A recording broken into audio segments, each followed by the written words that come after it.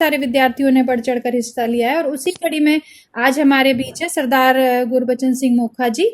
मैं सरदार मोखा जी का तहे दिल से स्वागत करती हूँ और अपने हॉस्टल की एक सीनियर रिसर्च स्कॉलर हैं मिस मोनिका, मैं उनसे रिक्वेस्ट करती हूँ कि वो सरदार मोखा जी का स्वागत करें। Monika. Thank you so much ma'am. सत श्री अकाल सारिਆਂ ਨੂੰ। मैं मोनिका अपने हॉस्टल दे 6 नंबर हॉस्टल दे सारे विद्यार्थियों की तरफ से श्री गुरबचन सिंह मोखा जी का स्वागत करती हाँ। जिमें कि आजकल सानू सारिਆਂ ਨੂੰ पता है कि जिहड़ा देश है संसार है वो चार साहिबजादियां दे शहीदी दिवस जिहड़ा है वो मना रहा जगह जगह सम्मान उन्होंने मिल रहा, उन्होंने बलिदान दे रिलेटेड काम कार्यक्रम जड़े है वो चलते आ रहे हैं। तो मैं अपना ज्यादा समा ना लेंदे हुए श्री गुरबचन सिंह मोखा जी ने गुजारिश करती हैं कि वो अपने शहीदी परिवार के रिलेटेड साडे नाल अपने विचार साझे करन।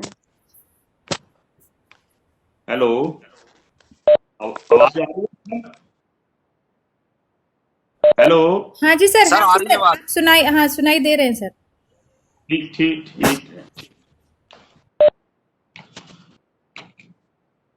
बहुत ही सत्कारयोग ਅੱਜ ਦੇ ਇਸ ਵੈਬੀਨਾਰ ਦੇ ਵਿੱਚ ਸ਼ਾਮਲ ਸਮੂਹ ਪੰਜਾਬ ਯੂਨੀਵਰਸਿਟੀ ਦੀ ਸੰਗਤ, ਆਓ ਇੱਕ ਵਾਰੀ ਫਤਿਹ ਸਾਂਝੀ ਕਰੀਏ। ਸ਼੍ਰੀ ਵਾਹਿਗੁਰੂ ਜੀ ਕਾ ਖਾਲਸਾ, ਸ਼੍ਰੀ ਵਾਹਿਗੁਰੂ ਜੀ ਕੀ ਫਤਿਹ। ਅੱਜ ਪੀਯੂ ਵੱਲੋਂ ਜਿਹੜਾ ਇਹ ਉਪਰਾਲਾ ਕੀਤਾ ਗਿਆ ਹੈ ਬਹੁਤ ਸ਼ਲਾਘਾਯੋਗ ਹੈ। ਆਪ ਸਾਰੇ ਵਧਾਈ ਦੇ ਪਾਤਰ ਹੋ कि आप जी ने हिंदुस्तान के वास्ते शहादत दे वाले समूह परिवार श्री गुरु गोबिंद सिंह जी के पुत्रां की शहादत वास्ते अज का तुसीं जिहड़ा उपराला वैबीनार का कीता है, बहुत ही वधिया एक उपराला है। आप जी शलाघा करनी बनती है और आप बधाई दे पात्र हो इसके। सो अज दी आपां गल शुरू करिए। ये जिहड़ा पखवाड़ा चल रहा है शहीदी जिन्हों असी कहने ये सिख कौम के बहुत ही योद्धियां दियां कुर्बानियां इस पखवाड़े दे विच होईयां और जिन्हां दे विचों मुख करके साहबजादियां की शहीदी जिहड़ी है उसनूं याद किया जाता है। और ये दिनां दे अंदर जिहड़ी शहीदी का जिहड़ा दौर चलता है, श्री गुरु गोबिंद सिंह जी आनंदपुर साहब तो जब अपना किला छड्डदे है, उस तो बाद सरसा नदी के उत्ते आके परिवार का विछोड़ा हो चुका। श्री गुरु गोबिंद सिंह जी के नाल 40 मुक्ते, 2 बड़े साहबजादे और माता गुजरी दे नाल छोटे साहबजादे ते उन्हां दा रसोईया गंगू ये एक पासे पिछड़ जाते हैं ते ये गुरु साहब ते और 40 मुक्ते और बड़े साहबजादे एक पासे नूं चले जाते हैं। सरसा नदी के उत्ते युद्ध भी हुंदा है। युद्ध तो बाद चमकौर की गढ़ी दे विच जदों ये पहुंचते हैं, चमकौर की गढ़ी दे विच जा हालात ऐसे हुंदे ने कि कई दिनों तो भोजन भी नहीं छकिया हुंदा, आराम भी नहीं कीता हुंदा। और चमकौर की गढ़ी दे विच जब पहुंचते हैं, वो जिहड़ी गढ़ी है 2 भरावां की गढ़ी है जिन्हां ने वो गढ़ी दे विच स्थान दिता है और भुंजे ही जाके उन्होंने सारियां ने बिछाना किया है। और रात का समय श्री गुरु गोबिंद सिंह जी जब बैठे है तो जिन्हां दे विचों कोठा सिंह और मदन सिंह का नाम आया है, उन्होंने गुरु साहब को बेनती की है भी गुरु साहब कई दिनों तो बेरामी चल रही है, तुसीं आराम करो, अज असीं इत्थे पहरा देवांगे। लेकिन गुरु साहब बैठे है उस परमात्मा के काल पुरख के नाल जुड़े हुए है और जो उसका अगला आने वाला समय है उसके बारे विचार कर रहे हैं कि अज की रात किहो जी रात होगी और जिहड़ा दिन चढ़ना वो किहो जिहा होवेगा। तो गुरु साहब दी सोचां दे विच बैठे अपने आप नूं देख रहे हैं और कदे साहबजादियां वाल देखते हैं, कदे उन्हां सिंघां वाल देखते हैं जिहड़े उन्हां दे नाल उत्थे शामिल सी। हुंदा की है कि वो जो साहबजादियां नूं देखते हैं उन्हां नूं ऐसा लगता है कि एक बाप का हिरदा जिस तरह आप अज संसारिक तौर पर मान लीए कि असीं अपने बच्चों नूं किते एजुकेशन वास्ते भेजीए, किते वो बच्चे टूर ते गए होण, असीं उन्हां दी चिंता करते रहने ਅਸੀਂ ਸੋਚਦੇ ਰਹਿੰਦੇ ਹਾਂ ਵੀ ਪਤਾ ਨਹੀਂ ਕਿੱਥੇ ਗਏ ਹੋਣਗੇ, ਕਿਵੇਂ ਹੋਣਗੇ, ਕਿਹੜੇ ਹਾਲ 'ਚ ਹੋਣਗੇ। ਲੇਕਿਨ ਇੱਕ ਪਿਤਾ ਨੂੰ ਜਦੋਂ ਪਤਾ ਹੋਵੇ ਕਿ ਸਵੇਰ ਨੂੰ ਦਿਨ ਚੜ੍ਹਦੇ ਨੂੰ ਮੇਰੇ ਪੁੱਤਰਾਂ ਦੀ ਹੈ ਉਹ ਸ਼ਹਾਦਤ ਹੋ ਜਾਣੀ ਹੈ, ਤਾਂ ਕੈਸਾ ਹੋਵੇਗਾ। ਤਾਂ ਗੁਰੂ ਗੋਬਿੰਦ ਸਿੰਘ ਜੀ ਬੱਚਿਆਂ ਨੂੰ ਨਿਹਾਰ ਰਹੇ ਹੈ ਔਰ ਸਵੇਰ ਦਾ ਆਨੰਦ ਹੈ ਉਹ ਆਪਣੇ ਮਨ ਦੇ ਵਿੱਚ ਸੋਚ ਰਹੇ ਹੈ। ਦਿਨ ਚੜ੍ਹਦਾ ਹੈ, ਦਿਨ ਚੜ੍ਹਨ ਦੇ ਨਾਲ ਹੀ ਜਿਹੜੀਆਂ ਮੁਗਲ ਫੌਜਾਂ ਹੈ ਉਹ ਆਪਣੇ ਵੀਰਾਂ ਕੱਤ ਕੇ ਆ ਜਾਂਦੀਆਂ, ਜਿਹਦੇ ਵਿੱਚ 10 ਲੱਖ ਦੀ ਫੌਜ ਦੱਸਿਆ ਗਿਆ ਔਰ ਫੌਜਾਂ ਦੇ ਅੰਦਰ ਦਿੱਲੀ ਦੇ ਮੁਗਲ ਔਰ ਸੂਬੇਦਾਰ, ਸਰਹੰਦ ਦਾ ਸੂਬਾ, ਲਾਹੌਰ ਦਾ ਸੂਬਾ, ਜੰਮੂ ਕਸ਼ਮੀਰ ਦਾ ਸੂਬਾ ਤੇ ਪਹਾੜੀ ਰਾਜੇ ਜਿਨ੍ਹਾਂ ਨੂੰ ਰੰਗੜ ਕਿਹਾ ਗਿਆ ਉਹ ਆਪਣੀਆਂ ਫੌਜਾਂ ਸਮੇਤ 10 ਲੱਖ ਦੀ ਫੌਜਾਂ ਨਾਲ ਆ ਕੇ ਘੇਰਾ ਪਾ ਲੈਂਦੇ ਆ। ਇਹਨਾਂ ਦਾ ਜਿਹੜਾ ਜਰਨੈਲ ਹੈ ਉਹ ਮੁਹੰਮਦ ਅਲੀ ਹੈ, ਮਹਿਮੂਦ ਅਲੀ ਹੈ, ਜਿਸ ਨੂੰ ਖਵਾਜਾ ਖਿਦਰ ਜਫਰ ਬੇਗ ਦੇ ਨਾਂ ਦੇ ਉੱਤੇ ਜਾਣਿਆ ਜਾਂਦਾ, ਕਮਾਂਡਰ ਇਨ ਚੀਫ ਹੈ। ਔਰ ਸਭ ਤੋਂ ਪਹਿਲੇ ਦਿਨ ਜਦੋਂ ਨਾਹਰ ਖਾਂ ਮਲੇਰਕੋਟਲਾ ਨਵਾਬ ਦਾ ਜਿਹੜਾ ਭਰਾ ਹੈ ਉਹ ਇਹਨਾਂ ਦਾ ਪਹਿਲੇ ਦਿਨ ਰਹਿਨੁਮਾਈ ਕਰਦਾ ਹੈ ਔਰ ਅਗਵਾਈ ਕਰਦਾ ਹੋਇਆ ਉਹ ਕਹਿੰਦਾ ਵੀ ਮੈਂ ਤਾਂ ਕੋਈ ਗੱਲ ਹੀ ਨਹੀਂ ਉੱਥੇ ਦਿੱਲੀ ਆ ਕਹਿ ਕੇ ਆਇਆ ਹੁੰਦਾ ਕਿ ਗੁਰੂ ਗੋਬਿੰਦ ਸਿੰਘ ਜੀ ਨੂੰ ਤਾਂ ਮੈਂ ਜਿੰਦਾ ਫੜ ਲਿਆਵਾਂਗਾ, ਇਹਦੇ ਮੇਰੇ ਵਾਸਤੇ ਕੋਈ ਵੱਡੀ ਗੱਲ ਹੀ ਨਹੀਂ ਹੈ। ਲੇਕਿਨ ਜਦੋਂ ਪਹਿਲੀ ਵਾਰੀ ਜਾਂਦਾ ਹੈ ਉਸ ਲੜਾਈ ਦੇ ਅੰਦਰ ਨਾਹਰ ਖਾਂ ਗੜੀ ਦੀ ਕੰਧ ਟੱਪਣ ਲੱਗਦਾ ਹੈ, ਗੁਰੂ ਸਾਹਿਬ ਪਹਿਲੇ ਤੀਰ ਦੇ ਨਾਲ ਹੀ ਉੱਥੇ ਮੱਥੇ ਦੇ ਵਿੱਚ ਉਹ ਤੀਰ ਮਾਰ ਕੇ ਉਹਨੂੰ ਬਿੰਨ ਦਿੰਦੇ ਹੈ ਔਰ ਪਹਿਲੇ ਤੀਰ ਦੇ ਨਾਲ ਹੀ ਉਹ ਗਿਰ ਜਾਂਦਾ ਹੈ। ਇਸ ਦੇ ਨਾਲ ਇੱਕ ਹੋਰ ਵੀ ਮੁਸਲਿਮ ਜਰਨੈਲ ਸ਼ਹੀਦ ਹੁੰਦਾ ਔਰ ਆਪਣੇ ਮਾਰਿਆ ਜਾਂਦਾ ਹੈ। ਤਾਂ ਜਿਹੜਾ ਜਫਰ ਬੇਗ ਹੈ ਜਿਹੜਾ ਉਹਨਾਂ ਦੀ ਅਗਵਾਈ ਕਰ ਰਿਹਾ ਹੁੰਦਾ ਹੈ ਉਹ ਅਗਵਾਈ ਕਰਦਾ ਹੋਇਆ ਹਾਲਾਤ ਦੇਖ ਕੇ ਇੱਕ ਕੰਧ ਦੇ ਓਲੇ ਹੋ ਕੇ ਉਹ ਭੱਜਣਾ ਸ਼ੁਰੂ ਕਰਦਾ। ਤਾਂ ਗੁਰੂ ਸਾਹਿਬ ਦੀ ਜਿਹੜੀ ਤੀਰਾਂ ਦੀ ਬਸ਼ਾਰ ਸੀ ਉਹ ਨਾ ਝਾੜਦੇ ਹੋਏ ਜਦੋਂ ਮੁਗਲ ਫੌਜਾਂ ਨੇ ਦੇਖਿਆ ਵੀ ਇਹ ਤਾਂ ਚੱਲਣਾ ਨਹੀਂ ਹੈ ਤਾਂ ਉਹਨਾਂ ਨੇ ਇਕੱਠਿਆਂ ਹੋ ਕੇ ਸਾਰੀਆਂ ਫੌਜਾਂ ਨੇ ਜਿਹੜੀ 10 ਲੱਖ ਦੀ ਫੌਜ ਸੀ ਉਹਨਾਂ ਨੇ ਘੇਰਾ ਪਾ ਕੇ ਹਮਲਾ ਕਰਨ ਦੀ ਕੋਸ਼ਿਸ਼। ਔਰ ਪਹਿਲੇ ਦਿਨ ਜਦੋਂ ਗੁਰੂ ਸਾਹਿਬ ਕੋਲ 40 ਆਪਣੇ ਮੁਕਤੇ ਹੀ ਉਹਨਾਂ ਦੇ ਨਾਲ ਸੀ ਜਿਨ੍ਹਾਂ ਉਸ ਸਮੇਂ ਉਹ 40 ਦੇ ਵਿੱਚੋਂ 5 ਲੋਕ ਗੁਰੂ ਸਾਹਿਬ ਸ਼ਿੰਗਾਰ ਕੇ ਭੇਜਦੇ ਆ, ਆਪਣੀ ਛਾਤੀ ਨਾਲ ਲਾ ਕੇ ਉਹਨਾਂ ਨੂੰ ਪਿਆਰ ਦੇ ਕੇ ਭੇਜਦੇ ਆ। ਫਿਰ ਬਾਅਦ ਉਹ ਸ਼ਹੀਦ ਹੋ ਜਾਂਦੇ ਆ ਔਰ ਉਸ ਦੇ ਬਾਅਦ ਜਦੋਂ ਦੂਜਾ ਉਹਨਾਂ ਨੇ ਜਥਾ ਭੇਜਣਾ ਕਰਨਾ ਹੁੰਦਾ ਤਾਂ ਉਹ ਜਥੇ ਦੇ ਵਿੱਚ ਉਹਨਾਂ ਦੇ ਵੱਡੇ ਪੁੱਤਰ ਉਹ ਆਗਿਆ ਮੰਗਦੇ ਆ ਬਾਬਾ ਅਜੀਤ ਸਿੰਘ ਜੀ। ਉਹ ਕਹਿੰਦੇ ਆ ਵੀ ਮੈਂ ਇਸ ਜੰਗ ਦੇ ਵਿੱਚ ਪਿਤਾ ਜੀ ਜਾਵਾਂਗਾ ਤੇ ਮੁਗਲਾਂ ਨੂੰ ਮਾਰ ਮੁਕਾਵਾਂਗਾ। ਤਾਂ ਗੁਰੂ ਸਾਹਿਬ ਦੀ ਜਿਹੜੀ ਆਪਣੇ ਪਿਤਾ ਦੇ ਤੌਰ ਤੇ ਛਾਤੀ ਹੈ ਜੋ ਚੌੜੀ ਹੋ ਜਾਂਦੀ ਹੈ, ਉਹਨਾਂ ਨੂੰ ਬੜਾ ਮਾਣ ਮਹਿਸੂਸ ਹੁੰਦਾ ਹੈ। ਤਾਂ ਗੁਰੂ ਸਾਹਿਬ ਉਹਨਾਂ ਦੇ ਨਾਲ 4 ਸਿੰਘ ਔਰ ਸਾਹਿਬਜ਼ਾਦਾ ਨੂੰ ਭੇਜ ਕੇ ਜੰਗ ਦੇ ਵਿੱਚ ਜਦ ਤੋਰਦੇ ਹੈ ਤਾਂ ਅਜੀਤ ਦੇ ਵੱਲੋਂ ਨਿਹਾਰ ਕੇ ਕਹਿੰਦੇ ਹੈ ਵੀ ਤੇਰਾ ਨਾਂ ਅਜੀਤ ਰੱਖਿਆ ਸੀ ਜਦ ਤੂੰ ਪੈਦਾ ਹੋਇਆ ਸੀ, ਮੈਂ ਯੁੱਧ ਜਿੱਤ ਕੇ ਆਇਆ ਸੀ ਔਰ ਅੱਜ ਤੈਨੂੰ ਮੈਂ ਆਪਣੇ ਹੱਥੀ ਭੇਜ ਰਿਹਾ ਜੰਗ ਦੇ ਵਿੱਚ, ਦੇਖੀ। ਤਾਂ ਆਪਕੇ ਸਾਹਿਬਜ਼ਾਦਾ ਕਹਿੰਦੇ ਆ, ਬਾਬਾ ਅਜੀਤ ਸਿੰਘ ਕਹਿੰਦੇ ਆ ਪਿਤਾ ਜੀ ਆਪ ਚਿੰਤਾ ਨਾ ਕਰੋ, ਮੇਰਾ ਨਾਂ ਵੀ ਜੀਤ ਹੈ, ਮੈਂ ਜਿੱਤ ਕੇ ਆਵਾਂਗਾ। ਜੇ ਜਿੱਤ ਕੇ ਨਾ ਆਇਆ ਤਾਂ ਹਾਰ ਕੇ ਵੀ ਤੁਹਾਡੇ ਕੋਲ ਨਹੀਂ ਆਂਦਾ।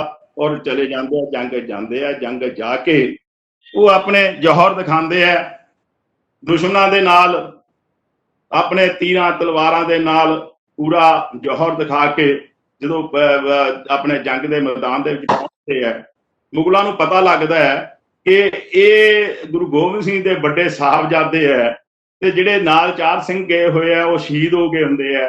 ਤਾਂ ਇਹਨਾਂ ਦੇ ਮਗਰ ਜਦੋਂ ਆਉਂਦੇ ਆ ਤਾਂ ਇਹਨਾਂ ਦਾ ਤੀਰਾਂ ਦੇ ਨਾਲ ਛਾਤੀ ਬਿੰਨ ਦਿੰਦੇ। ਸ਼੍ਰੀ ਗੁਰੂ ਗੋਬਿੰਦ ਸਿੰਘ ਜੀ ਉੱਪਰ ਗੱਡੀ ਦੇ ਵਿੱਚ ਖੜੇ ਦੇਖ ਰਹੇ ਹੁੰਦੇ ਆ ਔਰ ਆਪਣੇ ਜਿਹੜੇ ਪੁੱਤਰ ਦੀ ਕਲਗੀ ਹੈ ਜਿਹੜੀ ਉਹ ਦੇਖਣੋਂ ਬੰਦ ਹੋ ਜਾਂਦੀ ਹੈ ਔਰ ਪੁੱਤਰ ਦਾ ਸਰੀਰ ਉਹਨਾਂ ਦਾ ਅਚਕਨ ਲਹੂ ਦੇ ਨਾਲ ਰੰਗਿਆ ਜਾਂਦਾ ਹੈ। ਔਰ ਰੰਗੇ ਜਾਣ ਤੋਂ ਬਾਅਦ ਜਦੋਂ ਗੁਰੂ ਸਾਹਿਬ ਦਿਖਦੇ ਨਹੀਂ ਹੈ ਤਾਂ ਪਤਾ ਲੱਗਦਾ ਹੈ ਪੁੱਤਰ ਸ਼ਹੀਦ ਹੋ ਗਿਆ। ਤਾਂ ਦੂਸਰਾ ਜਥਾ ਜਦ ਦੁਪਹਿਰ ਦਾ ਸਮਾਂ ਹੋ ਚੁੱਕਿਆ ਹੁੰਦਾ, 17 ਲੋਕ ਉਸ ਟਾਈਮ ਤੇ ਕਹੇ ਸ਼ਹੀਦ ਹੋ ਗਏ ਹੁੰਦੇ ਨੇ। ਤਾਂ ਪਿਤਾ ਜੀ ਦੇ ਸਾਹਮਣੇ ਛੋਟਾ ਸਾਹਿਬਜ਼ਾਦਾ ਜੁਝਾਰ ਸਿੰਘ ਆਂਦਾ, ਛੋਟਾ ਹੈ ਔਰ ਪਿਤਾ ਜੀ ਨੂੰ ਕਹਿੰਦਾ ਹੈ ਵੀ ਸਾਡਾ ਪ੍ਰੇਮ ਬਹੁਤ ਸੀ, ਅਸੀਂ ਖਾਂਦੇ ਇਕੱਠੇ ਸੀ, ਖੇਡਦੇ ਇਕੱਠੇ ਸੀ, ਰਹਿੰਦੇ ਇਕੱਠੇ ਸੀ। ਲੇਕਿਨ ਇਹ ਪਿਤਾ ਜੀ ਕੀ ਹੋਇਆ ਕਿ ਬੜਾ ਤਾਂ ਪਹਿਲਾਂ ਚਲਿਆ ਗਿਆ ਔਰ ਮੈਂ ਇੱਥੇ ਬੈਠਾ, ਮੈਨੂੰ ਵੀ ਤਿਆਰ ਕਰੋ, ਮੈਂ ਵੀ ਕਹਿੰਦਾ ਉੱਥੇ ਜੰਗ ਦੇ ਵਿੱਚ ਜਾਣਾ। ਤਾਂ ਗੁਰੂ ਸਾਹਿਬ ਗੁਰੂ ਗੋਬਿੰਦ ਸਿੰਘ ਜੀ ਆਪਣੇ ਛੋਟੇ ਪੁੱਤਰ ਨੂੰ बड़े अपने चाव नाल दुलार दे नाल तैयार करते हैं और तैयार करन तो बाद ਉਹਨੂੰ ਸੀਸ ਦੇ ਕੇ ਭੇਜਦੇ ਹੈ ਔਰ ਮਾਣ ਮਹਿਸੂਸ ਕਰਦੇ ਹੈ ਕਿ ਲੋਕ ਮੈਨੂੰ ਅੱਜ ਤੱਕ ਕੁਰਬਾਨੀ ਜਿਹੜੀ ਮੇਰੀ ਪਿਤਾ ਦੀ ਹੋਈ ਸੀ ਉਹਨਾਂ ਨੂੰ ਮੈਂ ਆਪਣੇ ਹੱਥੀਂ ਤੋਰਿਆ ਸੀ। ਲੋਕ ਮੈਨੂੰ ਸ਼ਹੀਦ ਪਿਤਾ ਦਾ ਪੁੱਤਰ ਕਹਿੰਦੇ ਸੀ, ਲੇਕਿਨ ਅੱਜ ਮੈਂ ਆਪਣੇ ਪੁੱਤਰਾਂ ਨੂੰ ਭੇਜ ਕੇ ਆਪਣੇ ਪੁੱਤਰਾਂ ਦੇ ਸ਼ਹੀਦ ਪੁੱਤਰਾਂ ਦਾ ਪਿਤਾ ਕਹਾਵਾਂਗਾ। ਇਸ ਗੱਲ ਨੂੰ ਦੇਖ ਕੇ ਉਹ ਬੜਾ ਮਾਣ ਮਹਿਸੂਸ ਕਰਦੇ ਹੈ। ਛੋਟੇ ਸਾਹਿਬ ਜਾਂਦੇ ਹੈ ਔਰ ਜਾ ਕੇ ਜੰਗ ਦੇ ਵਿੱਚ ਜਦੋਂ ਜੂਝਦੇ ਹੈ ਉਹਨਾਂ ਦੀ ਵੀ ਸ਼ਹੀਦੀ ਹੋ ਜਾਂਦੀ ਹੈ। ਸ਼ਹੀਦੀ ਤੋਂ ਬਾਅਦ ਸ਼ਾਮ ਪੈ ਜਾਂਦੀ ਹੈ ਕਿ ਉਸ ਸਮੇਂ ਜਿਹੜਾ ਲੜਾਈ ਦਾ ਇੱਕ ਸਿਸਟਮ ਸੀ ਕਿ ਜਦੋਂ ਸੂਰਜ ਢਲ ਜਾਂਦਾ ਸੀ ਉਸ ਤੋਂ ਬਾਅਦ ਕੋਈ ਇੱਕ ਦੂਜੇ ਤੇ ਹਮਲਾ ਨਹੀਂ ਸੀ ਕਰਦਾ। ਭਾਈ ਦਇਆ ਸਿੰਘ ਜੀ ਤੇ ਗੁਰੂ ਸਾਹਿਬ ਜਦੋਂ ਜੰਗ ਦੇ ਮੈਦਾਨ ਦੇ ਵਿੱਚ ਬਾਹਰ ਸਿੰਘਾਂ ਨੂੰ ਸ਼ਹੀਦ ਹੋਇਆਂ ਨੂੰ ਦੇਖਣ ਨੂੰ ਨਿਕਲਦੇ ਹੈ, ਉੱਥੇ ਜਾ ਕੇ ਜਦ ਦੇਖਦੇ ਹੈ ਕਿ ਕਿਸੇ ਦਾ ਪੈਰ, ਕਿਸੇ ਦੀ ਲੱਤ, ਜੋ ਵੀ ਉਸ ਜੰਗ ਦੇ ਵਿੱਚ ਹਾਲਾਤ ਬਣੇ ਹੋਏ ਸੀ ਦੁਸ਼ਮਣਾਂ ਦੇ ਨਾਲ ਜੂਝਦੇ ਹੋਏ, ਉਹਨੂੰ ਨਿਹਾਰਦੇ ਹੋਏ ਜਾਂਦੇ ਹੈ। ਜਦੋਂ ਸਾਹਿਬਜ਼ਾਦਾ ਅਜੀਤ ਸਿੰਘ ਦੇ ਕੋਲੋਂ ਨਿਕਲ ਲੱਗਦੇ ਹੈ, ਦਇਆ ਸਿੰਘ ਉਹਨਾਂ ਦੇ ਉੱਤੇ ਕੱਪੜਾ ਪਾਉਣ ਲੱਗਦੇ ਹੈ, ਤਾਂ ਗੁਰੂ ਸਾਹਿਬ ਉੱਥੇ ਮਨਾ ਕਰ ਦਿੰਦੇ। ਉਹ ਕਹਿੰਦੇ ਮੇਰੇ ਪੁੱਤਰ ਇਕੱਲੇ ਨਹੀਂ, ਤੁਸੀਂ ਵੀ ਜਿਹੜੇ ਸਾਰੇ ਮੇਰੇ ਪੁੱਤਰ ਹੋ, ਮੈਂ ਫਰਕ ਨਹੀਂ ਕਰ ਸਕਦਾ ਆਪਣੇ ਬੱਚਿਆਂ ਦੇ ਉੱਤੇ ਕਫਨ ਪਾਵਾਂ ਔਰ ਬਾਕੀ ਸਾਰੇ ਉਸ ਤਰ੍ਹਾਂ ਹੀ ਬੈਠੇ ਰਹਿਣ। ਸੋ ਇਹ ਜਿਹੜਾ ਉੱਥੇ ਚਮਕੌਰ ਦਾ ਯੁੱਧ ਹੋਇਆ, ਉਹ ਯੁੱਧ ਦੇ ਵਿੱਚ ਇਹ ਆਪਣੇ ਦੋਏ ਸਾਹਿਬਜ਼ਾਦੇ ਸ਼ਹੀਦ ਹੋ ਗਏ ਹੈ ਔਰ 5 ਸਿੰਘ ਹੈ ਜਿਹੜੇ ਉਹ ਉਹਨਾਂ ਨੂੰ ਗੁਰੂ ਸਾਹਿਬ ਨੂੰ ਕਹਿੰਦੇ ਹੈ ਤੁਸੀਂ ਇੱਥੋਂ ਹੁਣ ਨਿਕਲੋ ਤੇ ਜਾਓ, ਤੁਸੀਂ ਤਾਂ ਸਾਡੇ ਵਰਗੇ ਹੋਰ ਬਹੁਤ ਪੈਦਾ ਕਰ ਦੋਗੇ, ਬਹੁਤ ਕੁਰਬਾਨੀ ਜਜ਼ਬੇ ਵਾਲੇ ਲੋਕਾਂ ਨੂੰ ਖੜੇ ਕਰ ਦੋਗੇ, ਪਰ ਸਾਡੀ ਐਡੀ ਹਿੰਮਤ ਨਹੀਂ ਕਿ ਅਸੀਂ ਤੁਹਾਡੀ ਕੋਈ ਬਰਾਬਰੀ ਕਰ ਸਕੀਏ। ਇਸ ਕਰਕੇ ਕੌਮ ਨੂੰ ਖੜਾ ਰੱਖਣ ਵਾਸਤੇ ਆਪ ਜੀ ਦਾ ਇੱਥੋਂ ਜਾਣਾ ਬਹੁਤ ਜ਼ਰੂਰੀ ਹੈ। ਤਾਂ ਗੁਰੂ ਸਾਹਿਬ ਉਹ 5 ਪਿਆਰਿਆਂ ਦਾ ਹੁਕਮ ਮੰਨ ਕੇ, ਪੰਜਾਂ ਦਾ ਜਿਹੜਾ ਹੁਕਮ ਸੀ ਉਸ ਨੂੰ ਮੰਨ ਕੇ ਉੱਥੋਂ ਨਿਕਲ ਜਾਂਦੇ ਹੈ। ਇਹਦਾ ਨਿਕਲਣ ਤੋਂ ਬਾਅਦ ਜਿਹੜਾ ਹੈ ਦੂਜਾ ਸਾਕਾ ਜਿਹੜਾ ਹੈ ਸਰਹੰਦ ਦਾ ਸ਼ੁਰੂ ਹੋ ਜਾਂਦਾ।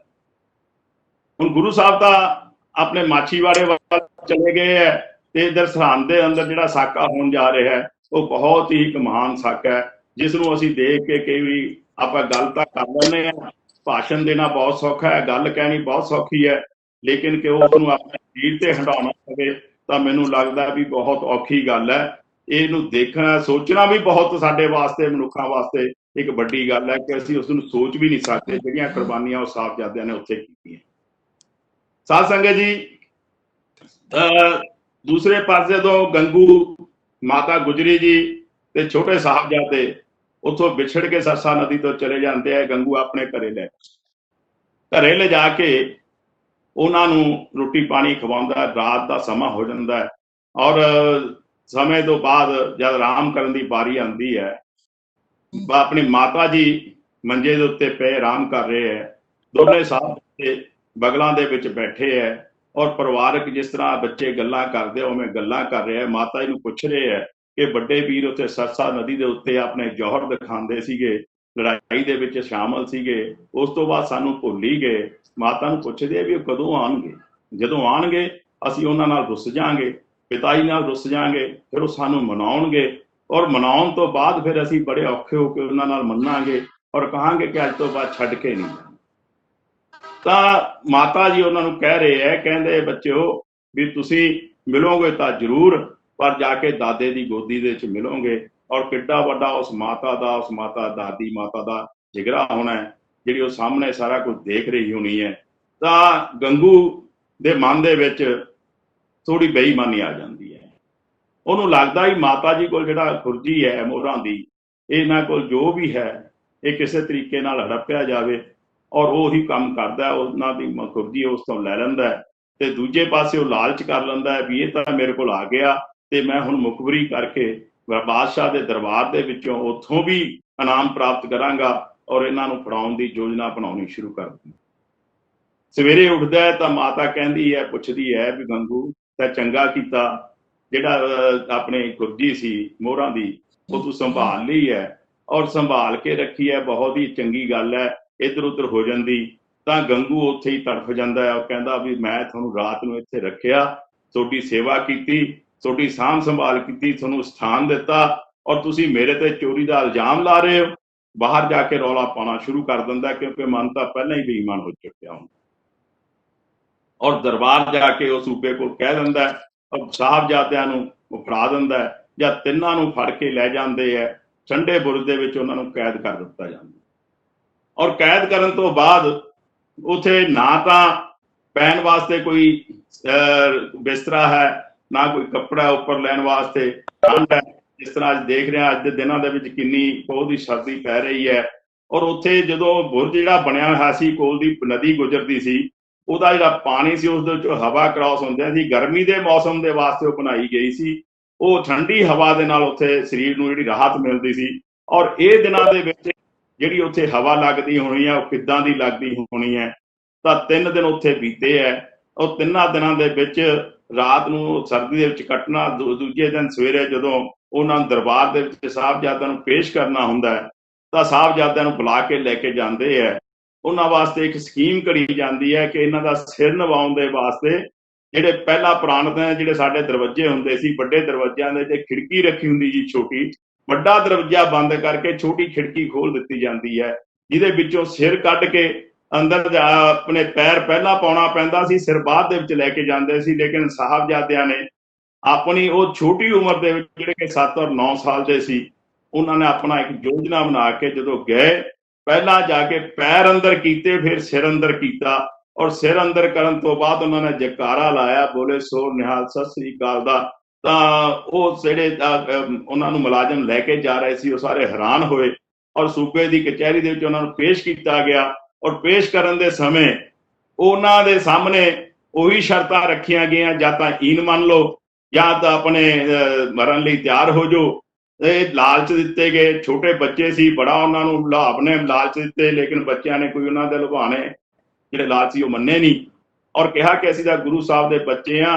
ਸਾਡੇ ਦਾਦੇ ਨੇ ਕੁਰਬਾਨੀ ਦਿੱਤੀ ਕੌਮ ਵਾਸਤੇ ਅਸੀਂ ਵੀ ਕੁਰਬਾਨੀ ਦੇ ਜਜ਼ਬੇ ਨਾਲ ਹੀ ਆਏ ਆ ਇਸ ਕਰਕੇ ਅਸੀਂ ਤੁਹਾਡੀ ਈਨ ਨਹੀਂ ਮੰਨਦੇ ਪਹਿਲੇ ਦਿਨ ਦੀ ਕਚਹਿਰੀ ਜਿਹੜੀ ਆ ਸਮਾਪਤ ਹੋ ਜਾਂਦੀ ਹੈ ਉਸ ਤੋਂ ਬਾਅਦ ਉਹ ਜਦੋਂ ਵਾਪਸ ਜਾਂਦੇ ਹੈ ਮਾਤਾ ਨਾਲ ਜ਼ਿਕਰ ਹੁੰਦਾ ਹੈ ਸਾਰੇ ਉੱਥੇ ਦੇ ਹਾਲਾਤ ਦੱਸੇ ਜਾਂਦੇ ਹੈ ਤਾਂ ਮਾਤਾ ਉਹਨਾਂ ਨੂੰ ਬੜੇ ਹੁੱਬ ਕੇ ਆਪਣੇ ਗਲਬੱਕੜੀ ਲੈ ਕੇ ਜੱਫੀ ਪਾ ਕੇ ਉਹਨਾਂ ਨੂੰ ਗੋਦੀ 'ਚ ਬਿਠਾਉਂਦੀ ਹੈ ਦੂਜੇ ਦਿਨ ਸਵੇਰੇ ਫੇਰ ਜਦੋਂ ਕਚਹਿਰੀ ਸਜਦੀ ਹੈ ਉਸ ਦੇ ਵਿੱਚ ਉਹਨਾਂ ਨੂੰ ਫੇਰ ਉਹੀ ਗੱਲ ਕਹੀ ਜਾਂਦੀ ਹੈ ਉਧਰੋਂ ਮਲੇਰਕੋਟਲਾ ਨਵਾਬ ਜਿਹੜਾ ਹੈ ਉਹ ਵੀ ਉੱਥੇ ਪਹੁੰਚਿਆ ਹੋਇਆ ਹੈ ਮਲੇਰਕੋਟਲਾ ਨਵਾਬ ਨੂੰ ਕਿਹਾ ਜਾਂਦਾ ਹੈ ਕਿ ਸਾਡੇ ਕੋਲ ਗੁਰੂ ਗੋਬਿੰਦ ਸਿੰਘ ਦੇ ਬੱਚੇ ਹੈ ਜਿਨ੍ਹਾਂ ਨੇ ਤੇਰੇ ਭਾਈ ਨੂੰ ਭਤੀਜਿਆਂ ਨੂੰ ਮਾਰ ਦਿੱਤਾ ਹੈ ਤੂੰ ਉਹਨਾਂ ਦਾ ਜੇ ਬਦਲਾ ਲੈਣਾ ਹੈ ਤੂੰ ਉਹ ਬਦਲਾ ਲੈ ਸਕਦਾ ਹੈ ਤਾਂ ਇਹਨਾਂ ਤੋਂ ਤੇਰੇ ਹਵਾਲੇ ਕਰ ਦਿੰਦੇ ਆ ਪਰ ਲੇਕਿਨ ਜਿਹੜਾ ਮਲੇਰਕੋਟਲਾ ਨਵਾਬ ਸੀ ਉਹ ਹਿਸਟਰੀ ਦੇ ਵਿੱਚ ਕਿਹਾ ਗਿਆ ਕਿ ਉਹਨਾਂ ਦੇ ਮਨ ਦੇ ਅੰਦਰ ਉਸ ਪਰਮਾਤਮਾ ਦਾ ਉਸ ਖੁਦਾ ਦਾ ਅਕਾਲ ਪੁਰਖ ਦਾ ਖੌਫ ਸੀ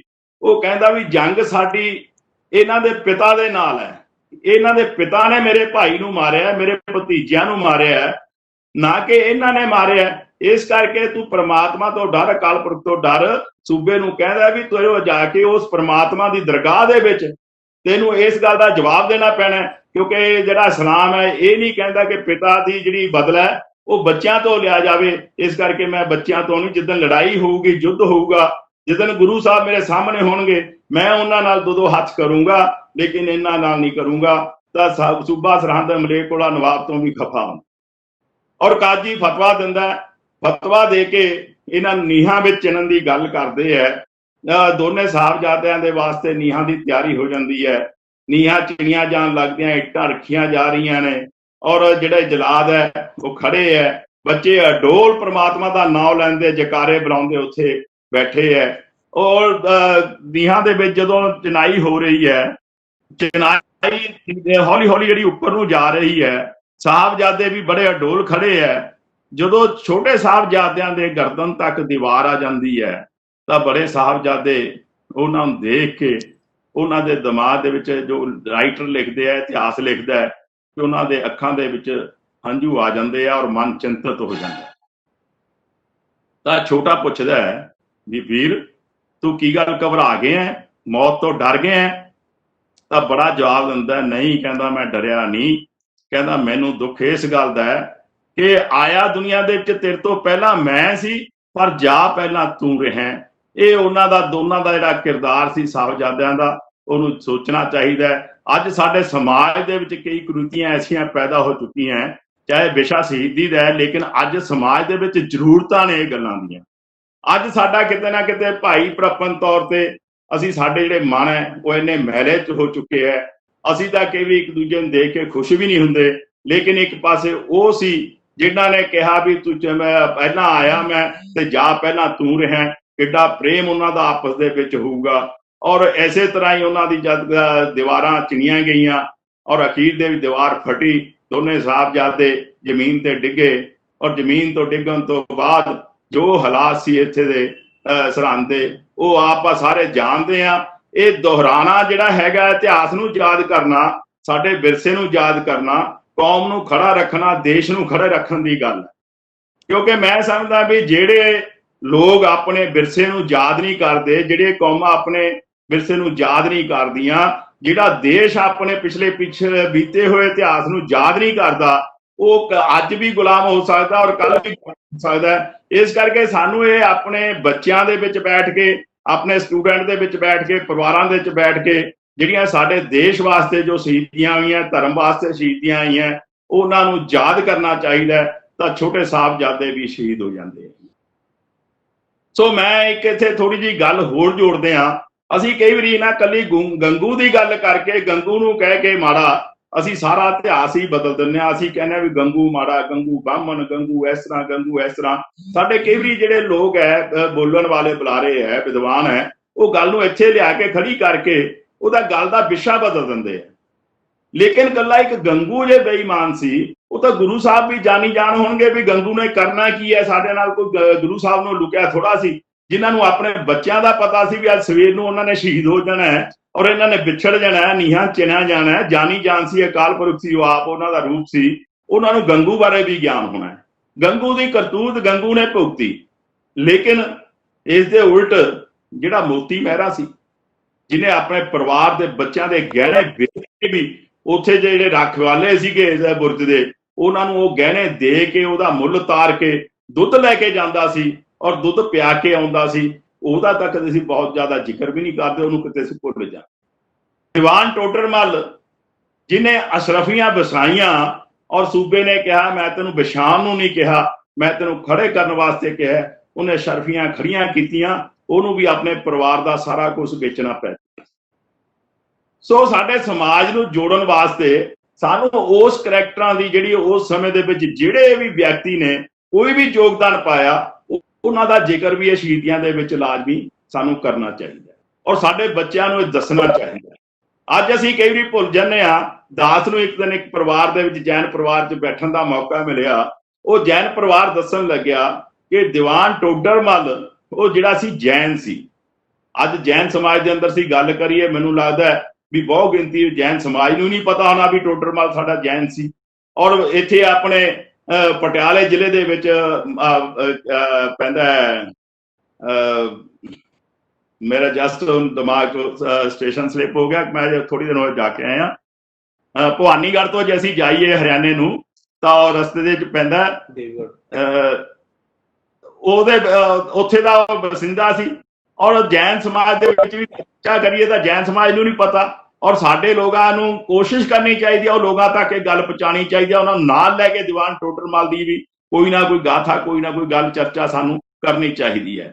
ਔਰ ਜਿੱਥੇ ਇਹ ਸ਼ਹੀਦੀ ਦੇ ਵਿੱਚ ਕਿਰਪਾ ਰਾਮ ਵਰਗੇ ਜਿਹੜੇ ਲੋਕ ਉਸ ਸਮੇਂ ਗੁਰੂ ਤੇਗ ਬਹਾਦਰ ਜੀ ਦੇ ਕੋਲ ਆਪਣਾ ਗੱਲ ਲੈ ਕੇ ਆਏ, ਆਪਣੀ ਤਕਲੀਫ ਲੈ ਕੇ ਆਏ, ਜਿਨ੍ਹਾਂ ਨੇ ਗੁਰੂ ਸਾਹਿਬ ਅੱਗੇ ਅਰਜ਼ ਕੀਤੀ ਔਰ 9 ਸਾਲ ਦੀ ਉਮਰ ਦੇ ਵਿੱਚ ਗੁਰੂ ਗੋਬਿੰਦ ਸਿੰਘ ਜੀ ਨੇ ਆਪਣੇ ਪਿਤਾ ਜੀ ਨੂੰ ਹੱਸ ਕੇ ਕਿਹਾ ਵੀ ਤੁਸੀਂ ਜਾਓ, ਤੁਹਾਡੇ ਤੋਂ ਵੱਡਾ ਕੋਈ ਧਰਮੀ, ਤੁਹਾਡੇ ਤੋਂ ਵੱਡਾ ਯੋਧਾ ਕੋਈ ਨਹੀਂ ਹੋ ਸਕਦਾ, ਜਾਓ ਕੁਰਬਾਨੀ ਦਿਓ। ਔਰ ਗੁਰੂ ਤੇਗ ਬਹਾਦਰ ਜੀ ਇਸ ਗੱਲ ਤੇ ਖੁਸ਼ ਹੋਏ ਕਿ ਮੇਰਾ ਬੱਚਾ ਕੱਲ ਨੂੰ ਆਪਣਾ ਆਉਣ ਵਾਲਾ ਜਿਹੜਾ ਵਿਰਸਾ ਸੰਭਾਲਣ ਯੋਗ ਹੈ। ਸੋ ਇਹ ਕਿਰਪਾ ਰਾਮ ਵੀ ਬਾਅਦ ਦੇ ਵਿੱਚ ਕਿਰਪਾ ਸਿੰਘ ਬਣਿਆ।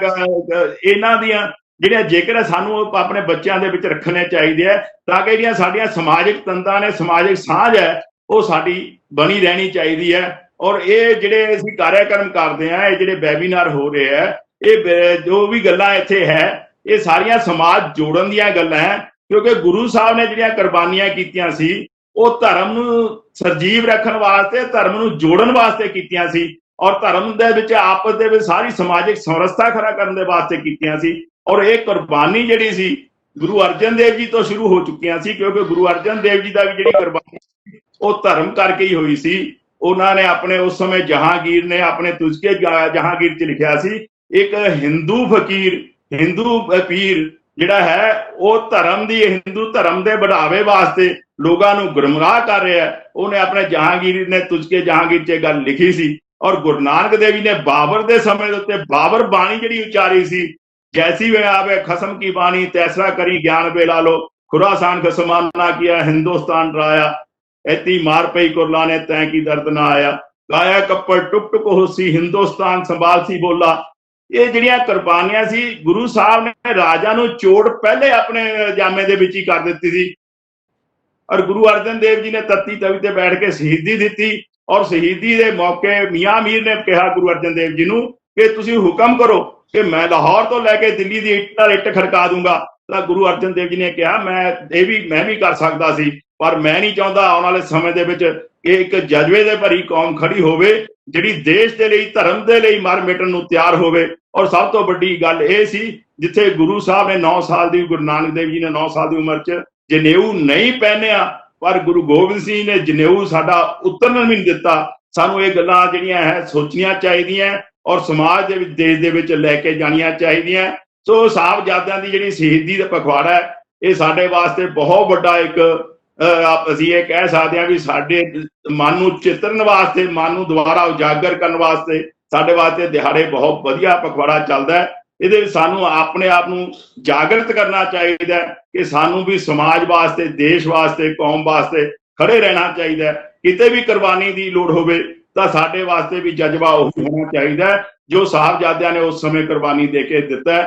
जिस दिन असी साडे बच्चे सोच लैणगे, असी ये सोच लांगे कि जीना जिहड़ा है असी देश वास्ते, धर्म वास्ते है, समाज वास्ते है, समाज नूं जोड़न वास्ते है, तां साडा जिहड़ा देश है ये कदे भी गुलाम नहीं हो सकदा और कदे भी देश दे अंदर कोई कमी नहीं आ सकदी और कोई भी दुश्मन सानू आपस दे विचों तोड़ नहीं सकदा। साडी जिहड़ी समाजिक समरसता है वो बनी रहनी है।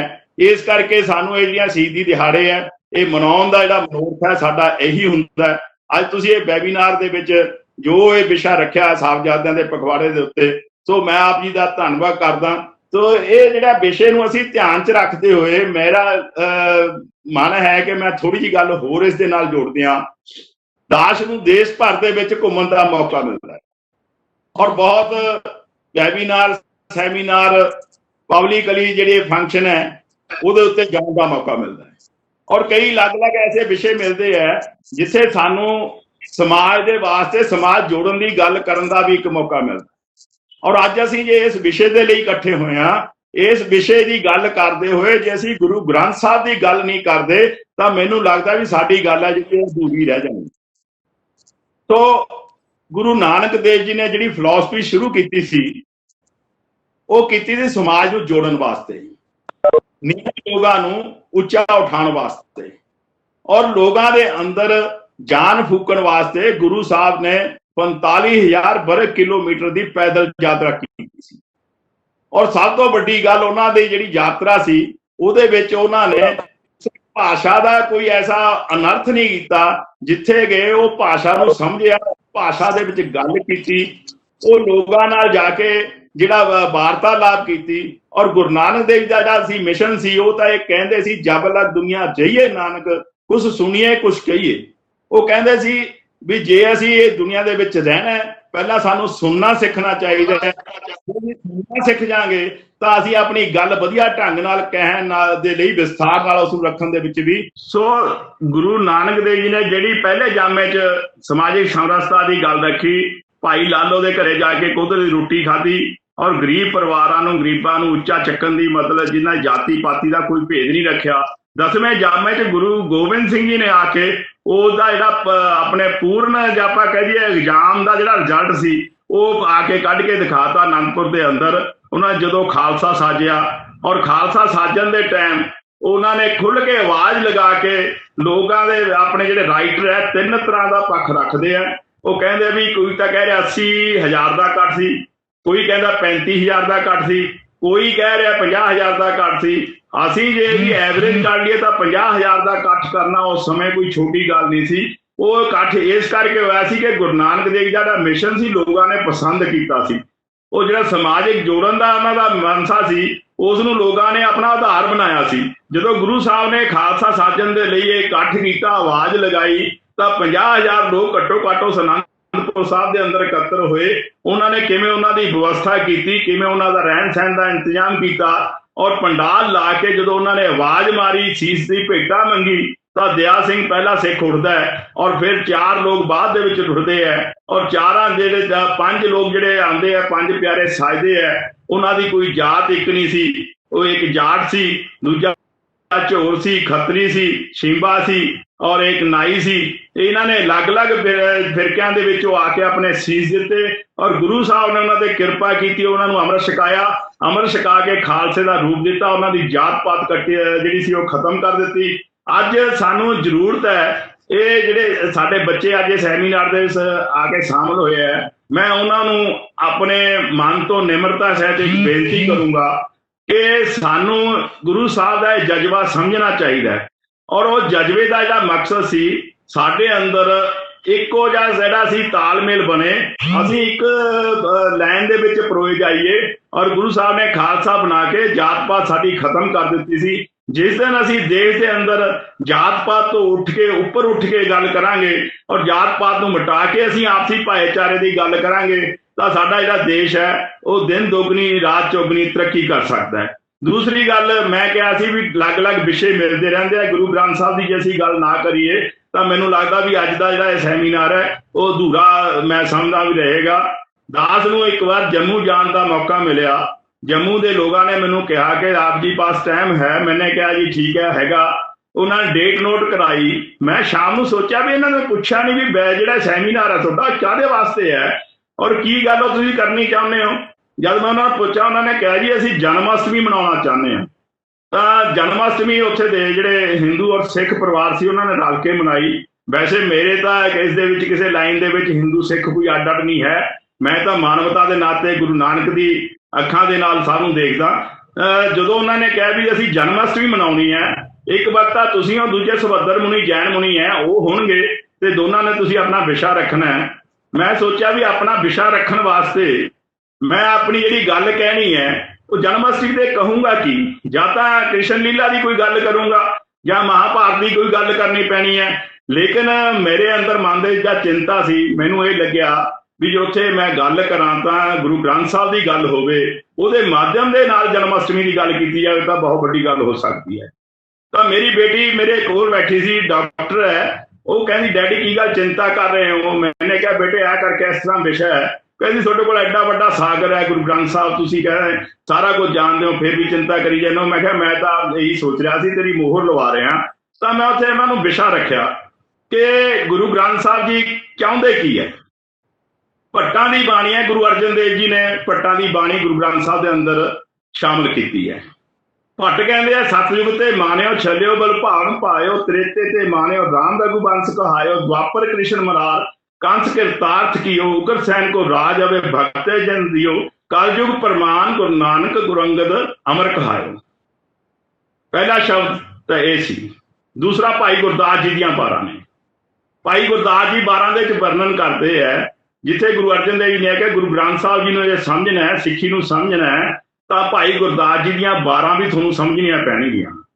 भाई गुरदास जी का एक शब्द है बार के अंदर, विप सदामा दाल दी बाल सखाए मित्र सदाए, लागू होए बामनी मिल जगदीश दिल इधर गवाए। उस सदामे और कृष्ण की जिहड़ी प्रेम भरी कहानी है, उन्होंने मित्रता उन्होंने वर्णन कर रहे हैं। और एक गुरुद्वारे के अंदर दरबार साहब तो अक्सर यह शब्द गाया जाता है। दूसरा उन्होंने बार है, आया सुनिया बितर दे बोले दुर्योधन होए रुखा, घर साडे छड्ड के गोले दे घर जाए के सुखा। दुर्योधन और कृष्ण की जी वार्तालाप हो रही है। जो दुर्योधन है वो बिदर के घरे जान तो कृष्ण तो तकलीफ मन रहा है, क्योंकि वो राजा है, वो कहा रहा है, कहना मेरा घर बड़ा सी, तू मेरे घरे क्यों नहीं आया। क्योंकि वैसे भी सानू हो जाता है महल्ले के अंदर किसी के घरे गरीब के कोई MLA मंत्री चला जाए, वो शाहूकार नूं ये लगता भी ये ज्यादा सी, मेरे घरे क्यों नहीं आया, तकलीफ मन जाते हैं। तो इस तरह ही दुर्योधन मन रहा है। दुर्योधन नूं कृष्ण जी कह रहे हैं, कहते भाई मैं ये घरे नहीं आया, मैं ये प्रेम करके घरे आया। वो अपनी जी कहानी है वो असीं सारे जानते हैं। कोई कहता भी साग वो असीं खीर करके खाधा, कोई कहता भी वो केले के छिलके ही खा गया प्रेम दे विच। लेकिन वो प्रेम भगती सी जिहड़ी उन्हां दी भाई गुरदास जी की बाणी दे विच उन्हां ने वर्णन की है। ਚੌਥਾ ਸ਼ਬਦ ਗੁਰੂ ਤੇਗ ਬਹਾਦਰ ਜੀ, ਜਿਨ੍ਹਾਂ ਦੇ ਪੋਤਰਿਆਂ ਦੀ ਸ਼ਹੀਦੀ ਅੱਜ ਅਸੀਂ ਮਨਾ ਰਹੇ ਹਾਂ। ਇਹ ਗੁਰੂ ਤੇਗ ਬਹਾਦਰ ਜੀ ਨੇ ਇੱਕ ਸ਼ਬਦ ਉਚਾਰਿਆ, ਹਰ ਕੋ ਨਾਮ ਸਦਾ ਸੁਖਦਾਈ, जाको सिमरन अजामल अदरे गणका होगा तपाई, पंचाली को राजसभा में अंत राम नाम सुते। तो मेरा विषय सी कि जिहड़ा पंचाली का राम सी वो किहड़ा सी? वो कृष्ण ही सी। जो गुरु तेग बहादुर जी कृष्ण की गल कर सकते हैं, भाई गुरदास जी कृष्ण की गल कर सकते हैं, तो फिर सानू की तकलीफ है? फिर सानू तो समाज के अंदर ये गल्लां करनियां चाहिए, नहीं करनियां चाहिए? सानू भी सोचना चाहिए। साडे गुरु, साडे पूर्वज, साडे माँ प्यो, वो तो साडे वास्ते एक अपना आदेश करके नामदेव की बाणी जिहड़ा कि कृष्ण दे ही भगत सी, वो कृष्ण की महिमा उन्हां दी शब्दां दे अंदर गुरु ग्रंथ साहब दे इन्नी आई हुई है। उन्हां दे माध्यम दे नाल उन्होंने कृष्ण के अलग अलग रूप उसके शब्दां दे विच वर्णन किए हुए है। तो मैं अपना उत्थे विषय रखा, अज जन्माष्टमी सी मनाउणी सी, कृष्ण की गल करनी सी, मैं कृष्ण की गल की। उन्हां लोगों का ਜਿਹੜਾ ਰਿਪਲਾਈ ਸੀ ਬਾਅਦ ਦੇ ਵਿੱਚ ਜਦੋਂ ਅਸੀਂ ਚਾਹ ਪਾਣੀ ਪੀਣ ਲੱਗੇ ਤਾਂ ਉਹ ਕਹਿਣ ਲੱਗੇ, ਕਹਿੰਦੇ ਵੀ ਇਹ ਗੱਲਾਂ ਦੀ ਅੱਜ ਸਾਨੂੰ ਸਮਾਜ ਦੇ ਅੰਦਰ ਜ਼ਰੂਰਤ ਹੈ। ਸੋ ਮੈਂ ਅੱਜ ਦੇ ਵਿਸ਼ੇ ਦੇ ਵਿੱਚ ਇਹ ਗੱਲ ਇਸ ਕਰਕੇ ਜੋੜੀ ਹੈ ਕਿ ਗੁਰੂ ਗ੍ਰੰਥ ਸਾਹਿਬ ਜੀ ਸਾਨੂੰ ਜਿਹੜਾ ਮਾਰਗ ਦਿੰਦੇ ਹੈ ਉਹ ਜੋੜਨ ਦਾ ਦਿੰਦੇ ਹੈ, ਨਾ ਕਿ ਤੋੜਨ ਦਾ ਦਿੰਦੇ ਹੈ। ਇਹ ਭੇਖ ਦੇ ਨਾਲ ਗੁਰੂ ਸਾਹਿਬ ਨੇ ਇਸ ਨੂੰ ਵੱਡਾ ਨਹੀਂ ਕੀਤਾ। ਗੁਰੂ ਸਾਹਿਬ ਨੂੰ ਜਦ ਮੁਸਲਮਾਨਾਂ ਨੇ ਮੱਕੇ ਦੇ ਵਿੱਚ ਪੁੱਛਿਆ ਨਾ भी हिंदू बड़ा जा मुसलमान होई, तो गुरु नानक देव जी ने कहा कि शुभ अमला बाजो दोनों ही होई, जे अमल नहीं चंगे होंगे तो दोनों ही निकम्मे ने, जे अमल चंगे होंगे तो सारे ही चंगे ने। असी गल जिहड़ी करदे हां कि भी गुरु साहब की गल करदे हां, कुर्बानियां की गल करदे हां, शहीदी सुना दिंदे हां, पर जदों साडे ते आंदी है फिर असी उस तो पिछे हट जन्ने हां। फिर साडे मन दे अंदर कितना किते साडा परिवारवाद, परिवार दे नाते असी सोच लैंदे हां भी ये गल तां दूसरा करे, साडे करन दी जरूरत नहीं। तो आखिर दे विच मैं एक गल कह के अपनी गल नूं समाप्त करा, क्योंकि समा भी मेरा ख्याल है भी पूरा हो चुका है। यही कह रही थी, यदि मेरी आखिरी जिहड़ी बेनती है वो ये है कि मैं कृष्ण जी की गल दे उत्ते ही गल समाप्त कर दिंदा। असीं गल नूं समझीए, जिहड़ी साहबजादियां दी शहीदी आ उहनूं समझण दी जरूरत किवें? साडे अंदर दिमाग दे विच जिहड़ी कीड़ा है ना अड्ड भाव का, वो निकलना चाहिए। जो निकल गया फिर असी सारा कुछ समझ ला। जे गुरबाणी नूं असी गुरुआं दे माध्यम दे नाल समझ लिया फिर साडे अंदर कोई फर्क नहीं, असी देश वास्ते खड़ पाएंगे। कृष्ण जी मैं थोड़ा सा सर मैं थोड़ा सा आपको रोकना चाहूंगी। एक बार मैं सभी लोगों से कहूंगी कि अपना अपना कैमरा ऑन कर ले, एक फोटो ले लेते हैं ना, तो थोड़ा सा हमें मतलब हो जाएगा। हाँ, एक बार सभी अपना, हाँ थोड़ी सी आपका तो ऑन है, प्लीज थोड़ा सा अपना कैमरा ऑन कर लीजिए। तो एक फोटो ले लेती हूँ मैं। सभी लोग जुड़े हुए हैं, बहुत अच्छा लग रहा है और आपको ऐसा लग रहा है कि सुनते ही रहे। मैं तो ये कहूंगी कि आप यदि कंटिन्यू करेंगे तो हम फिर से इसी लिंक से जुड़ जाएंगे। बहुत अच्छा सुनते। हाँ जी, चलो जो अपना कैमरा ऑन करते रहिए, मैं अपनी बात करता हूँ। कैमरा ऑन कर लें सभी लोग। तो मैं एक फोटो क्लिक कर लेती हूँ क्योंकि टाइम होने ही वाला है। बच्चों आप लोग भी, सभी लोग बच्चे जुड़े हुए हैं, मुझे अच्छा लग रहा है। तो आप लोग भी अपना अपना कैमरा ऑन कर लें। बस तो एक फोटो, मैं अपनी बात करूं पूरी जी? हाँ जी, हाँ जी, आप करते रहिए। ठीक है। हाँ जी, तो बात ऐसी है, कृष्ण जी जो थे उनका गोपियों के साथ जो प्रेम था, गोपियों का कृष्ण जी का आपस में, वो प्रेमा भक्ति थी प्रभु पाने की। गोपियां प्रभु पाने के लिए कृष्ण जी से प्रेम करती थी, और जो बंसरी थी वो कृष्ण की बहुत चहेती थी। कृष्ण जी अपने मुख से उसको उतारते नहीं थे। गोपियां बंसरी के साथ एक दिन बहस कर रही हैं, बैठी बात कर रही हैं। कहती बात बताओ सखी, हम कृष्ण जी को लुभाने के लिए इतने गीत गाती हैं, इतना श्रृंगार करती हैं, इतना सजती हैं, धजती हैं, लेकिन कृष्ण जी हमारे साथ इतना प्रेम नहीं करते और आपको अपने मुख से उतारते नहीं। तो बंसरी उनको जवाब देती है। बंसरी कहती है भी सखियों बात सुनो, मैं तो अपने गांव में रहती थी। एक कारीगर जब मेरे गांव के पास से गया, उसने मेरे को पतला सा देख के, अच्छा सुंदर देख के वहां से काट लिया और घर को ले आया। घर लेके वो मेरे को उसने गर्म किया। गर्म करने के बाद उसने मेरे शरीर में छेद किए। छेद करने के बाद जब उसने काक लगा के इसमें फूंक मारी तो आवाज इतनी सुंदर निकली कि वो कृष्ण जी के मन को भा गई। अब कृष्ण जी ने मेरे को मुंह पे लगा लिया। तो कृष्ण जी ने जिस दिन से मेरे को मुंह पे लगाया, वो जैसी फूंक मारते थे, जैसी आवाज मेरे से निकालते थे, मैंने वही बात निकाली। मैंने कोई अपनी बात नहीं की और अपनी बात पे कभी अभिमान नहीं किया। ਅੱਜ ਸਾਡੀ ਪ੍ਰੋਬਲਮ ਕੀ ਹੈ ਕਿ ਅਸੀਂ ਗੁਰੂ ਸਾਹਿਬ ਦੀ ਗੱਲ ਤਾਂ ਕਰਦੇ ਹਾਂ, ਉਹਨਾਂ ਦੀ ਸ਼ਹੀਦੀ ਦੀ ਚਰਚਾ ਕਰਦੇ ਹਾਂ। ਗੁਰੂ ਤੇਗ ਬਹਾਦਰ ਜੀ ਨੂੰ ਅਸੀਂ ਹਿੰਦੂ ਧਰਮ ਦਾ ਰਾਖਾ ਮੰਨਦੇ ਹਾਂ। ਤਿਲਕ ਜੰਜੂ ਰਾਖਾ ਪ੍ਰਭ ਤਾਕਾ, ਉਹਨਾਂ ਨੂੰ ਅਸੀਂ ਤਿਲਕ ਜੰਜੂ ਦਾ ਰਾਖਾ ਮੰਨ ਕੇ ਗੱਲ ਕਰਦੇ ਹਾਂ। ਗੁਰੂ ਸਾਹਿਬ ਦੇ ਸਾਹਿਬਜ਼ਾਦਿਆਂ ਦੀ ਅਸੀਂ ਸ਼ਹੀਦੀ ਦਾ ਵਰਣਨ ਕਰਦੇ ਹਾਂ, ਲੇਕਿਨ ਉਹਨੂੰ ਵਰਣਨ ਕਰਕੇ ਕਿਤੇ ਨਾ ਕਿਤੇ ਰਾਜਨੀਤਿਕ ਮੋਟਿਵ ਵਾਸਤੇ ਅਸੀਂ ਆਪਣੇ ਢੰਗ ਨਾਲ ਉਸ ਨੂੰ ਵਰਣਨ ਕਰ ਦਿੰਦੇ ਹਾਂ। ਜਿਸ ਦਿਨ ਅਸੀਂ ਉਹ ਸ਼ਹੀਦੀਆਂ ਨੂੰ, ਉਸ ਗੁਰਬਾਣੀ ਨੂੰ ਗੁਰੂ ਗ੍ਰੰਥ ਸਾਹਿਬ ਦੇ ਮਾਧਿਅਮ ਦੇ ਨਾਲ ਜਾਂ ਗੁਰੂ ਗੋਬਿੰਦ ਸਿੰਘ ਦੇ ਸੋਚ ਦੇ ਮੁਤਾਬਕ ਉਹ ਸ਼ਹੀਦੀਆਂ ਨੂੰ ਅਸੀਂ ਅਪਣਾ ਲਾਂਗੇ, ਉਹਦੀ ਗੱਲ ਕਰਨ ਲੱਗ ਜਾਾਂਗੇ, ਤਾਂ ਮੈਨੂੰ ਲੱਗਦਾ ਵੀ ਦੇਸ਼ ਦੇ ਅੰਦਰ ਰਾਸ਼ਟਰਤਾ ਔਰ ਸਮਾਜਿਕ ਸਮਰਸਤਾ ਆਟੋਮੈਟਿਕਲੀ ਪੈਦਾ ਹੋ ਜੂਗੀ। ਔਰ ਜਿਹੜਾ ਅੱਜ ਦਾ ਵਿਸ਼ਾ ਹੈ ਉਹ ਸਾਹਿਬਜ਼ਾਦਿਆਂ ਨੂੰ ਸਮਰਪਿਤ ਗੁਰੂ ਸਾਹਿਬ ਦੀ ਪਰਿਵਾਰ ਦੇ ਸ਼ਹੀਦੀਆਂ, ਦੇਸ਼ ਵਾਸਤੇ ਉਹਨਾਂ ਦਾ ਜਿਹੜਾ ਰਿਲੇਟਡ ਹੈ ਉਹ ਇਹੀ ਹੈ ਕਿ ਸਾਨੂੰ ਉਹਨਾਂ ਦੀਆਂ ਸ਼ਹੀਦੀਆਂ ਨੂੰ ਉਹਨਾਂ ਦੀਆਂ ਕੀਤੀਆਂ ਸ਼ਹੀਦੀਆਂ ਮੁਤਾਬਕ ਹੀ ਸਾਡੇ ਮਨ ਦੇ ਵਿੱਚੋਂ ਨਿਕਲਣੀਆਂ ਚਾਹੀਦੀਆਂ, ਨਾ ਕਿ ਅਸੀਂ ਆਪਣੀ ਰਾਜਨੀਤਿਕ ਮੋਟਿਵ ਵਾਸਤੇ ਉਹਨਾਂ ਦੀਆਂ ਸ਼ਹੀਦੀਆਂ ਦਾ ਇਸਤੇਮਾਲ ਕਰੀਏ। ਸੋ ਆਪ ਸਭ ਜੀ ਦਾ ਮੈਂ ਬਹੁਤ ਬਹੁਤ ਧੰਨਵਾਦੀ ਹਾਂ ਔਰ ਫਿਰ ਇੱਕ ਵਾਰੀ ਆਪਣੇ ਮਨ ਦੀਆਂ ਗਹਿਰਾਈਆਂ ਤੋਂ ਸਾਰਿਆਂ ਦਾ ਧੰਨਵਾਦ ਕਰਦਾ, ਖਾਸ ਕਰ ਡਾਕਟਰ ਪ੍ਰਮੋਦ ਤਿਵਾੜੀ ਜਾਂ ਪ੍ਰਦੀਪ ਤਿਵਾੜੀ ਜੀ ਦਾ, ਜਿਨ੍ਹਾਂ ਨੇ ਮੈਨੂੰ ਆਪ ਜੀ ਦੇ ਰੂਬਰੂ ਕਰਾਇਆ। ਔਰ ਆਪ ਸਭ ਜੀ ਦੇ ਉਹਨਾਂ ਪ੍ਰਦੀਪ ਜੀ ਦਾ ਵੀ ਬਹੁਤ ਮਨ ਦੀਆਂ ਗਹਿਰਾਈਆਂ ਤੋਂ ਮੈਂ ਧੰਨਵਾਦ ਕਰਦਾ। वाहिगुरु जी का खालसा, वाहिगुरु जी की फतेह। बहुत बहुत धन्यवाद मुखा जी, आपने इतने अच्छी तरीके से हम लोगों को मतलब इतना गुरु साहिब के और उनके पुत्रों की कुर्बानी को तो कोई भूल ही नहीं सकता है। माता गुजरी को कोई नहीं भूल सकता है, जिन्होंने अपने इतने छोटे छोटे साहिबजादे जो अपने मतलब अपने जिगर के टुकड़ों को, अपने लालों को एक उसमें चुनवा दिया। ये बहुत ऐसी इतनी बड़ी माँ का दिल और इतने बड़े पिता का दिल किसी का नहीं हो सकता है, जिन्होंने हमारे मतलब कि एक धर्म नहीं परिवर्तन करेंगे हम, और हम इसके लिए अपनी इतनी बड़ी छोटे छोटे अपने पुत्रों की सपूतों की शहीदी दे दी। तो इससे बड़ा मतलब वही सुनने में आता है कि इतने लोग इस टाइम पे दुखी होते हैं। मतलब कई लोग तो बिस्तरों पे नहीं सो रहे हैं, जो पुराने थे कि नहीं हमें मतलब इस टाइम पे इतना मतलब गम के दिन माने जाते हैं। तो ये जो इसीलिए हमने इस बार सोचा कि अपने हॉस्टल में हम बच्चों को थोड़ा सा, तो कईयों को पता भी नहीं है कि कैसा बच्चे आजकल के हिसाब से वो करे जा रहे हैं, तो हमने कहा थोड़ा सा बच्चों को अवेयर भी हो।